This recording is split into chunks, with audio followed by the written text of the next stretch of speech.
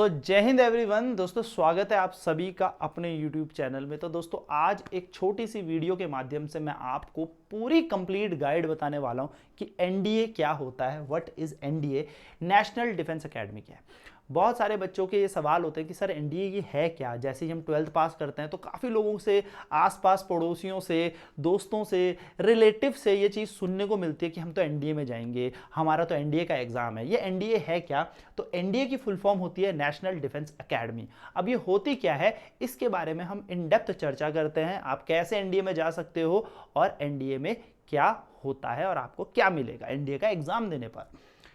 तो दोस्तों अगर मैं बात करूं एनडीए क्या है, तो एनडीए है नेशनल डिफेंस एकेडमी, एनडीए, जहां पर हीरो बनाए जाते हैं, यानी कि हमारे देश के रक्षक। अगर आपको इंडियन आर्म्ड फोर्सेस, चाहे आप इंडियन आर्मी की बात कर लीजिए, इंडियन नेवी की बात कर लीजिए, इंडियन एयरफोर्स में आपको जाना है और आपको जाना है एज एन ऑफिसर रैंक, यानी कि आपको ऑफिसर बनना है, तो आपके लिए एनडीए सबसे पहला स्टेप होता है आफ्टर क्लास 12th। ये टॉप ट्रेनिंग एकेडमी है जहां पर आर्मी, नेवी और एयरफोर्स के लिए आपको सेलेक्ट किया जाएगा। यानी कि आपका एक पूरा, आप अगर आर्मी में जाते हैं, एयरफोर्स में जाते हैं, नेवी में जाते हैं, तो आपको एनडीए का अपना एग्जाम देना होगा। लोकेट कहां पर है, तो ये खड़गवासला, पुणे में यहां पर एनडीए हमारा है। एनडीए एक पूरी डिफेंस एकेडमी है जहां पे आपको ट्रेनिंग दी जाएगी। तो एनडीए का एक एग्जाम के थ्रू आप इसको क्लियर करेंगे, एसएसबी आपकी होगी, एंड देन आप एनडीए में ट्रेनिंग के लिए जाते हैं। ठीक है, अगर आप अपने देश को सर्व करना चाहते हैं तो think as it's howards of defence forces. बिल्कुल जैसे होवर्ड्स यूनिवर्सिटी है वैसे ही हमारी डिफेंस फोर्सेस के लिए डिसिप्लिन और एक मैजिकल वर्ड है। भैया आपको पूरा का पूरा तजुर्बा, पूरा वॉर तरीके, किस तरीके से स्ट्रैटेजी बनाई जाती है, सारी चीजें यहां पर सिखाई जाती है। ठीक है, बात अगर आगे करें कौन इसे ज्वाइन कर सकता है, इसकी एलिजिबिलिटी क्या है, तो सबसे पहले यू मस्ट बी इंडियन। आपको इंडियन होना होगा, यानी कि आपको भारतीय होना होगा। ठीक है, तो आप सिटीजन होने चाहिए इंडिया के गवर्नमेंट रूल्स के अनुसार। नेक्स्ट अगर बात करें जेंडर, तो पहले के टाइम में हो क्या रहा था, आज से 3-4 साल पहले सिर्फ यहां पर मेल्स, यानी कि सिर्फ लड़के ही इस फॉर्म को भर सकते थे। But now this is open for girls also, यानी कि यहां पर करंटली हम मेल्स कैंडिडेट और यहां पर फीमेल कैंडिडेट को भी ले रहे हैं। ठीक है, तो यहां पर याद रखना जेंडर यहां पर दोनों है। मैंने यहां पर मेल लिखा है, जनरली ज्यादातर मेल हो रहे हैं, लेकिन अब फीमेल भी इसका एग्जाम दे रही है, यानी कि यहां पर फीमेल्स भी इस फॉर्म को भर सकती हैं, लड़कियां भी इस फॉर्म को भर सकती हैं। एज क्या है, बिटवीन 16.5 टू 19.5 ईयर्स, यानी कि 16.5 वर्ष के अगर आप हैं और 19.5 वर्ष के हैं, यानी कि अगर आप कक्षा 11वीं में है, 12वीं में है, कोई फर्क नहीं पड़ता, आप अपीयरिंग में इस एग्जाम को भर सकते हैं। बस आपकी उम्र जो होनी चाहिए 16.5 से 19.5 के बीच होनी चाहिए। The perfect age to chase your dreams, यानी कि एकदम परफेक्ट एज है जिससे आप एनडीए यानी कि नेशनल डिफेंस एकेडमी, जो आपका ड्रीम है इंडियन आर्म फोर्सेज में जाने का, वो आप चेज कर सकते हो। एजुकेशन यहां पर आपके पास कुछ भी हो सकती है, यानी कि आर्मी विंग में जाना है आपको तो 12th आप किसी भी स्ट्रीम से हो, चाहे कॉमर्स है, चाहे आर्ट्स है, चाहे आपके पास पीसीएम है। ज्यादातर पीसीएम वाले बच्चे से क्यों भरते हैं, फिजिक्स केमिस्ट्री वाले, यानी कि साइंस स्ट्रीम वाले से क्यों भरते हैं, क्योंकि इसके एग्जाम में साइंस का भी वेटेज आता है। लेकिन अगर आपको आर्मी में जाना है, इंडियन आर्मी में, तो आपके पास कोई सी भी स्ट्रीम हो, आपके पास कॉमर्स हो, आपके पास आर्ट्स हो, आपके पास ह्यूमैनिटीज हो, मतलब आप इसमें जा सकते हैं। एयरफोर्स और नेवी के लिए थोड़ा इन्होंने प्रिसाइज किया है, आप 12th पास होंगे लेकिन आपके पास फिजिक्स और मैथ्स होनी बहुत जरूरी है एयरफोर्स और नेवी में जाने के लिए सिर्फ। अगर इसके अलावा आपको जाना है तो आपके पास 12th होनी चाहिए विद एनी स्ट्रीम, यानी कि आपको एयरफोर्स और नेवी के अलावा इंडियन आर्मी में जाना है एज एन ऑफिसर पोस्ट, तो you can apply with any stream. Marital status बिल्कुल अनमैरिड होने चाहिए। क्यों अनमैरिड होने चाहिए, क्यों, क्योंकि अब आप अपनी सपनों के साथ मैरी करने वाले हैं जब आप एनडीए के जाएंगे, यानी कि आपके ड्रीम्स में आप मैरी कर लोगे। ठीक है, नेक्स्ट बात करें एनडीए एग्जाम पैटर्न की, व्हाट टू एक्सपेक्ट। इसके पैटर्न क्या होता है, एग्जाम में क्या होता है, जब आप इसका पेपर देने जाओगे तो आप पेपर दोगे क्या, आएगा क्या, पूछा क्या जाएगा। तो इसका एग्जाम 2 स्ट्रीम्स में होता है। एक अपने पास एक स्टेज है हमारे पास रिटन एग्जाम, यानी कि जब जाओगे फॉर्म भरोगे, फॉर्म भरने के बाद रिटन एग्जाम देने जाओगे। भाई रिटन एग्जाम जरूरी है, तो रिटन एग्जाम में मैथमेटिक्स आइए दोस्तों। मैथमेटिक्स के अंदर 300 मार्क्स का ये पेपर होगा, 300 मार्क्स का पेपर होगा, 120 इस पे क्वेश्चन होते हैं, 120 क्वेश्चन होंगे। और ये इतनी बड़ी रॉकेट साइंस नहीं है, इसको इजीली आप क्रैक कर सकते हो। ठीक है, आप अगर एकदम राइट स्ट्रेटेजी से मैथ्स पढ़ोगे तो बिल्कुल ये अचीवेबल है, आप इसको अचीव कर सकते हो, इसे आप आराम से क्रैक कर सकते हो। इसी के साथ दूसरा पेपर उसी दिन आपका होगा, वो है general ability test which is also known as GAT. GAT का एग्जाम होने वाला है, GAT। ठीक है, 600 मार्क्स का ये पेपर होगा, यानी कि एक एग्जाम आपका 300 नंबर का मैथमेटिक्स का होगा और एक आपका जनरल एबिलिटी टेस्ट गेट का एग्जाम होगा जो कि 600 मार्क्स का होगा। इसके अंदर जीके, इंग्लिश, साइंस और आपकी साइंस में आपकी फिजिक्स, केमिस्ट्री, बायोलॉजी और यहां पर history, geography, polity, current affair सब आता है। यानी कि गैट के अंदर आपके पास 150 क्वेश्चन होते हैं, हर एक क्वेश्चन 4 मार्क्स का होता है। तो गैट के आपका यहां पर सारे के सारे ये चीजें आपसे पूछी जाएंगी। तो आपका रिटन एग्जाम जो पहली स्टेज है उसमें आपके हो गए 300 प्लस 600 900 नंबर, यानी कि 900 नंबर का आपका रिटन एग्जाम होता है। देन अगर आपका रिटन क्वालिफाई हो जाता है तो आपको बुलाया जाता है SSB में। ठीक, और SSB का आपका इंटरव्यू, यानी कि जो 5 डेज की हमारी SSB होती है वो 900 मार्क्स की होती है। यानी कि ये पूरा का पूरा आपका जो 2 स्टेजेस है ये 1800 मार्क्स के होंगे। 900 मार्क्स की आपकी क्या होगी SSB, जहां पर आपकी पर्सनैलिटी शाइन करेगी, यहां पर आपको पता लगेगा कि कैसे एक ऑफिसर सोचता है, कैसे एक ऑफिसर काम करता है।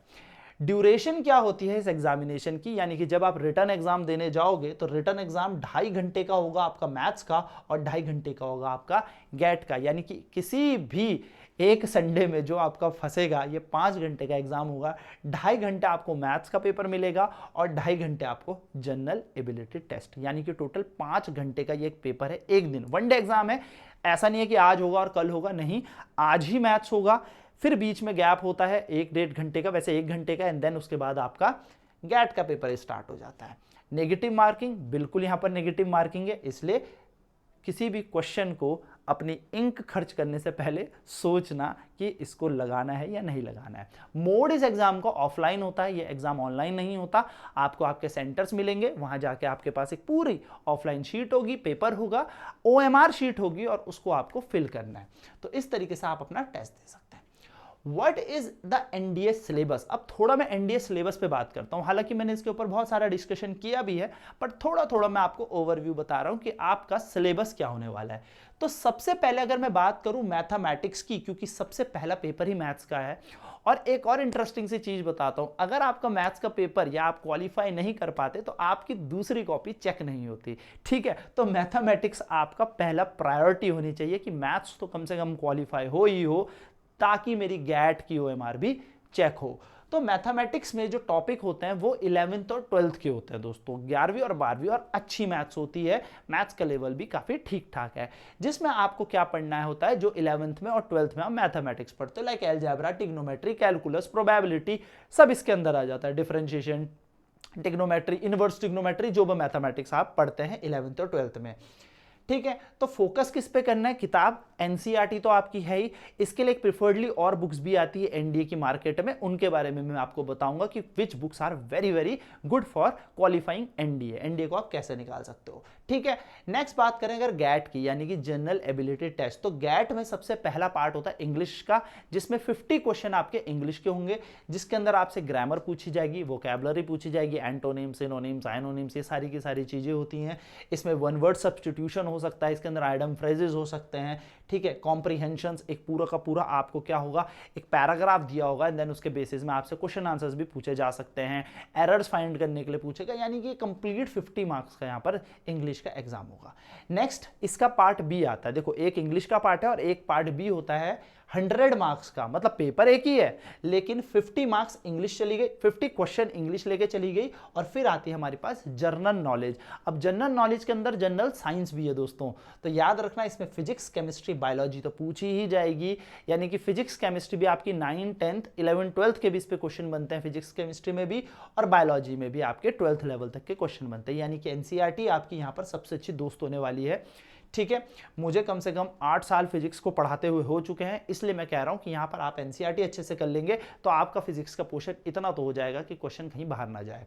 नेक्स्ट बात करूं, हिस्ट्री, ज्योग्राफी, करंट अफेयर्स आपको यहां पर आएंगे, यानी कि आपसे हिस्ट्री पूछी जाएगी, सारी हिस्ट्री पूछी जाती है, ठीक है। हिस्ट्री, ज्योग्राफी पूछी जाएगी, इंडियन ज्योग्राफी, थोड़ा बहुत आपसे वर्ल्ड ज्योग्राफी भी पूछता है, और करंट अफेयर्स, क्योंकि करंट अफेयर्स तो बहुत नेसेसरी हैं आपके इंटरव्यूज के लिए भी। इंडियन पॉलिटी पूछी जाएगी, यहां पर इकोनॉमी पूछी जाएगी, और डिफेंस रिलेटेड जो रीसेंट कुछ एक्सरसाइज होती हैं या इंडिया ने कुछ लॉन्च किया, कुछ भी साइंस एंड टेक से रिलेटेड भी क्वेश्चन यहां पर पूछे जाएंगे। तो ये बेसिकली आपको यहां पर क्या करना है, एनडीए के सिलेबस में करना है।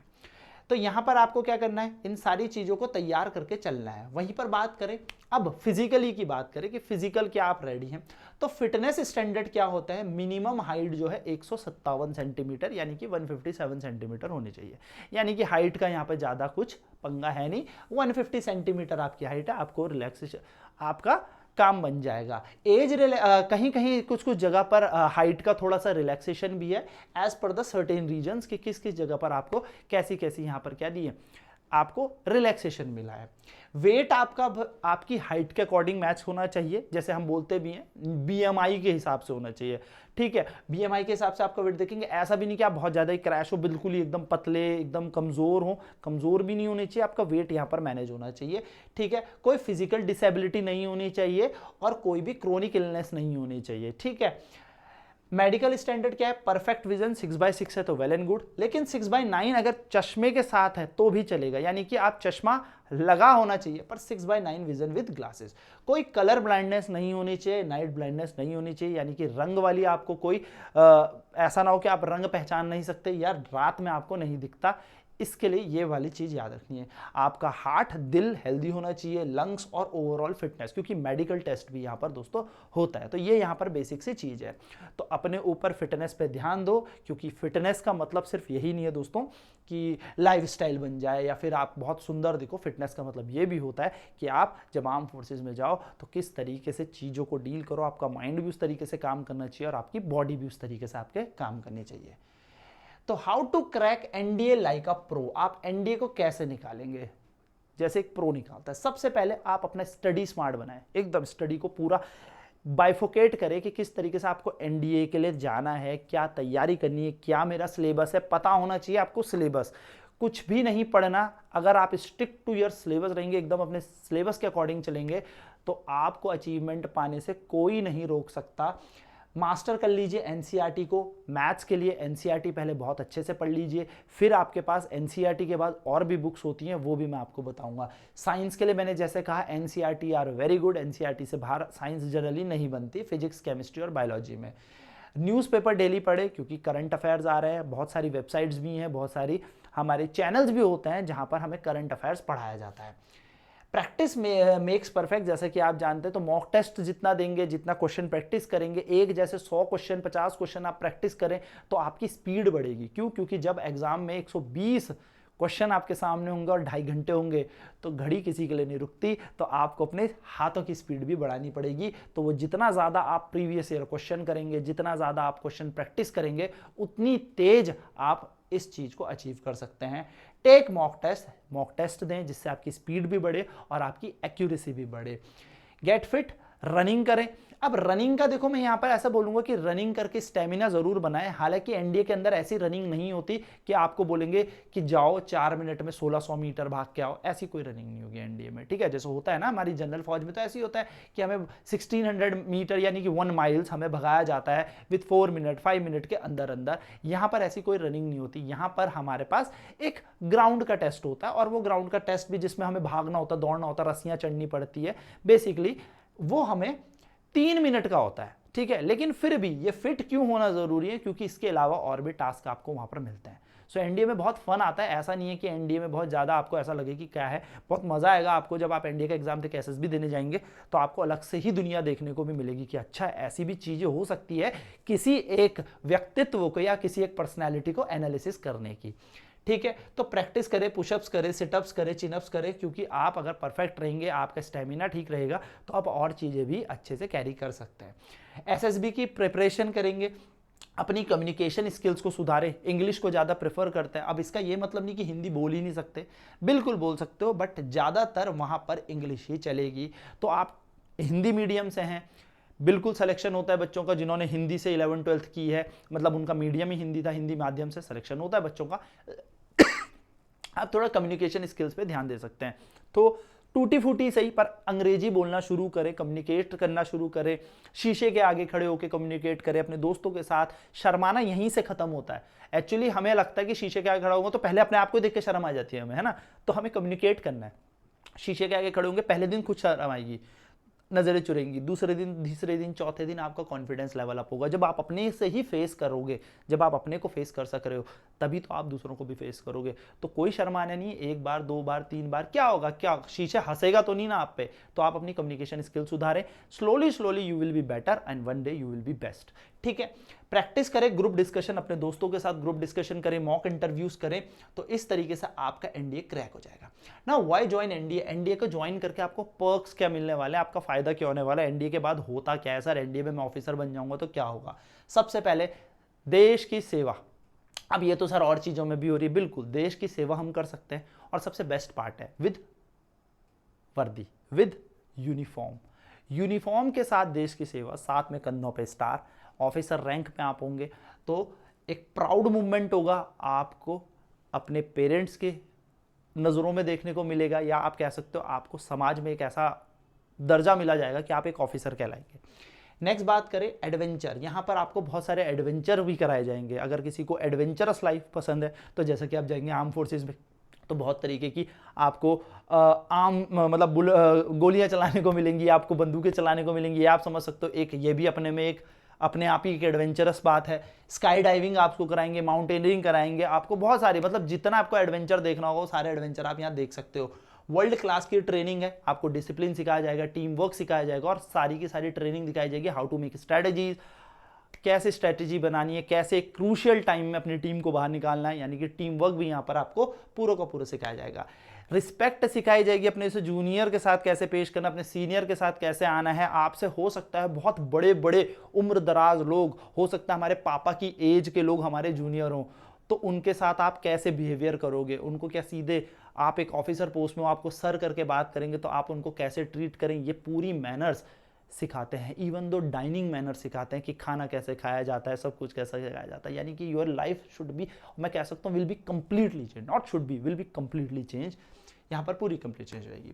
Where the uniform with the pride and earn lifelong respect. Uniform के बाद ऑब्वियसली आपको एक रिस्पेक्ट तो मिलेगी, अपने परिवार से मिलेगी, आसपास के लोगों से मिलेगी, एंड एक रिस्पेक्टफुल जॉब तो ही एज एन ऑफिसर आप कहाँ पे हैं, हमारे इंडियन आर्म फोर्सेज में है। फाइनेंशियल स्टेबिलिटी मिलेगी, बिल्कुल सैलरी भी अच्छी मिलती है। ठीक है, ऑफिसर की सैलरी होती है, अलाउंसेस बहुत अच्छे होते हैं, अलाउंसेस आपको होंगे, मेडिकल फैसिलिटीज आपको होगी, है ना, मेडिकल फैसिलिटीज आपको मिल रही है, सभी जानते हैं। तो यहाँ पर आपको बहुत सारी चीज़ें मिल रही है, कैंटीन की फैसिलिटीज है, बहुत सारी चीज़ें, तो ये यहीं पे। और सबसे बड़ी बात पेंशन भी है। अगर आप 20 ईयर्स तक आपसे बॉन्ड भराया जाएगा और 20 ईयर्स तक आप सर्व करते हैं पूरे का पूरा आर्म फोर्सेज में, तो आपको पेंशन भी मिलती है। ओनली एक ऐसी जॉब है जहाँ पे पेंशन मिल रही है। ठीक है, तो पेंशन भी यहाँ पर आपको मिलती है। तो दोस्तों this was all about NDA. NDA के बारे में जितनी जो भी डाउट हैं आप मुझसे इस कमेंट में पूछ सकते हो, कमेंट में ज़रूर बताएं। और वीडियो अच्छी लगे तो सभी दोस्तों को शेयर करें एंड लाइक करें एंड सब्सक्राइब करें चैनल को। तो मिलता हूँ नेक्स्ट किसी एक और इन्फॉर्मेटिव वीडियो के साथ। टिल देन बाय बाय, जय हिंद।